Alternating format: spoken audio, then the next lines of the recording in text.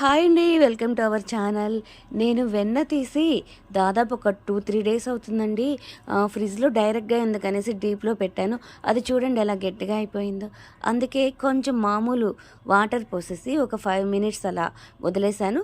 తర్వాత మనకి వెన్న చక్కగా వచ్చేసింది.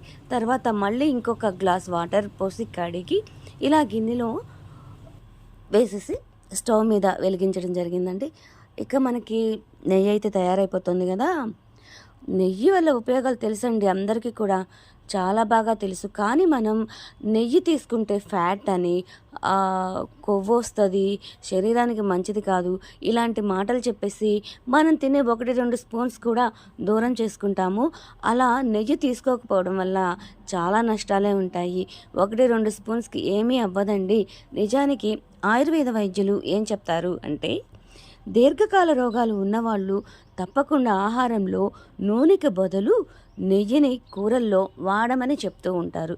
కాబట్టి నెయ్యి అంత ప్రాశస్త్యం కలిగిన నెయ్యిని మనం తప్పకుండా ఆహారంలో చేర్చుకోవాలి. 2-3 స్పూన్స్ కోసం ఎలాంటి థింకింగ్ అయితే అవసరం లేదని నా ఉద్దేశం. కాబట్టి తప్పకుండా నెయ్యి తీసుకునే ప్రయత్నం అయితే చేయండి. దేహానికి ఎన్నో ఉపయోగాలు అందించే నెయ్యి గురించి ఈరోజు నేను మీకు కొత్తగా చెప్పవలసింది ఏమీ లేదు కదా. శరీరానికి చాలా శక్తిని, బలాన్ని కూడా అందిస్తుంది నెయ్యి అనేది. ఇక నెయ్యి అయితే మనకి రెడీ అయిపోయిందండి. నేను నెయ్యిలో కరివేపాకు, మెంతులు యాడ్ చేయడం జరిగింది. మెంతులు, కరివేపాకు అనేది మనకి నెయ్యిలో చెడు దోషాలు ఏదన్నా ఉన్నా తీసేస్తుంది. మనకి నెయ్యికి మంచి రుచిని అందిస్తుంది. చూసారా నెయ్యి చక్కగా ఎలా బంగారు వర్ణంలో వచ్చిందో. ఇలా వచ్చేదాకా ఉంచితేనే మనకి నెయ్యి చాలా రోజుల పాటు నిల్వ ఉంటుందండి. ఎలాంటి స్మెల్ రాకుండా, పాడవకుండా కూడా ఉంటుంది. ఇకపోతే మనకి నెయ్యి తయారైన తర్వాత గిన్నెలో ఉండే గోమార్ గురించి కూడా చెప్పుకుందాము.